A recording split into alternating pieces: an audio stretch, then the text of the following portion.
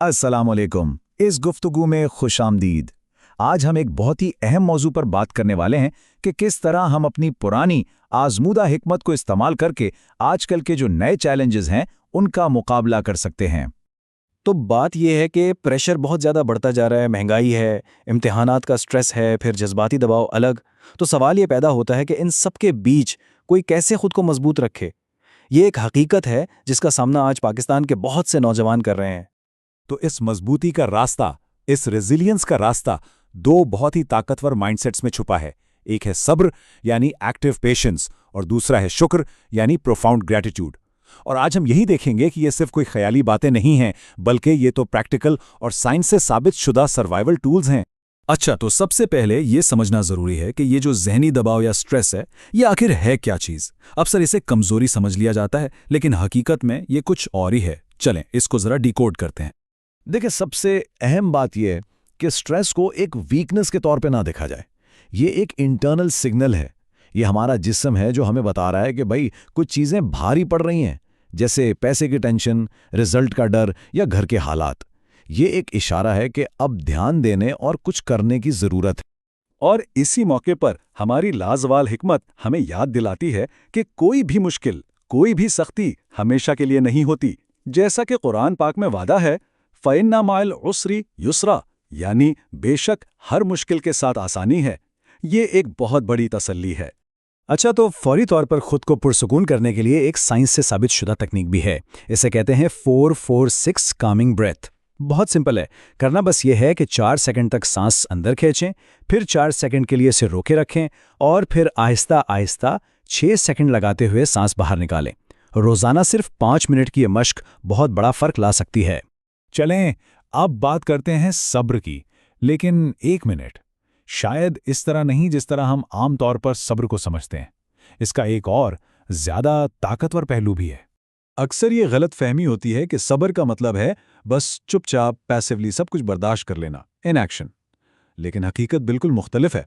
صبر کا اصل مطلب ہے کنٹرول رسپانس، ایک سوچا سمجھا ایکشن۔ یہ خاموش رہنا نہیں، بلکہ صحیح وقت پر صحیح طریقے سے جواب دینا ہے۔ اور یہی ایکٹیو صبر کا نچوڑ ہے کہ کسی بھی صورتحال میں فوراً ریئیکٹ کرنے کے بجائے ایک لمحہ ٹھہر کر رسپونڈ کرنے کا انتخاب کیا جائے، جذبات پر قابو پانا اور پھر سوچ سمجھ کر قدم اٹھانا۔ اور اس کی سب سے خوبصورت مثالیں تو ہماری اپنی ثقافت میں بھری پڑی ہیں۔ یہ جو کلیکٹیو ریزیلینس ہے نا، یہ ہماری پہچان ہے۔ چاہے وہ پشتونوں کا جرگہ سسٹم ہو، محلے داری کا نظام ہو، یا پھر ہمارا فیملی سسٹم۔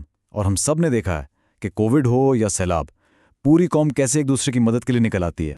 اچھا، اس کو اپنی روزمرہ کی زندگی میں کیسے لایا جائے؟ ایک بہت سمپل سی مشق ہے۔ روزانہ آئینے کے سامنے کھڑے ہو کر خود سے کہیں، میں صبر کی مشق کروں گا، اللہ میرے ساتھ ہے۔ یہ صرف الفاظ نہیں ہے، یہ اپنے آپ کو، اپنے مائنڈ سیٹ کو مضبوط بنانے کا ایک طریقہ ہے۔ اس کا ذہن پر بہت گہرا اثر پڑتا ہے۔ ٹھیک ہے، تو صبر کے بعد جو ہمارا دوسرا پاورفل ٹول ہے وہ ہے شکر۔ اور شکر کا مطلب یہ نہیں کہ جب کچھ بڑا ملے گا تب خوش ہوں گے، نہیں، شکر تو آج اسی لمحے میں اپنی طاقت کا سورس تلاش کرنے کا نام ہے۔ اور اس کے لیے کسی بڑی کامیابی کا انتظار کرنے کی ضرورت بالکل نہیں ہے۔ یہ تو روزمرہ کی چھوٹی چھوٹی چیزوں میں نعمتیں ڈھونڈنا ہے۔ بس رات کو سونے سے پہلے صرف 3 ایسی چیزوں کو نوٹ کر لیں جن کے لیے شکر گزاری محسوس ہو سکتا ہے وہ چائے کا ایک گرم کپ ہو، یا فیملی کی محبت، یا ایک سٹیبل انٹرنیٹ کنیکشن، یا صرف یہ احساس کہ حفاظت میں ہے۔